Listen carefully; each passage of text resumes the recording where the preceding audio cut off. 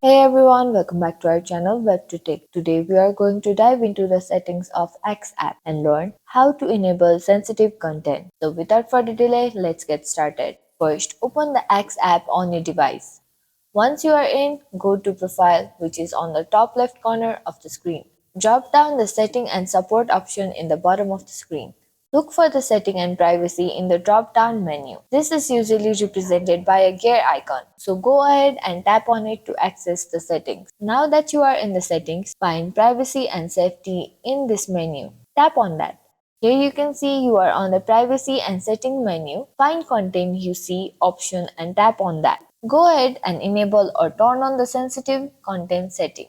And there you have it, you have successfully learned how to enable sensitive content on X app. If you find this tutorial helpful, don't forget to give it a thumbs up and subscribe for more videos like this. Thanks for watching and I'll see you in the next video.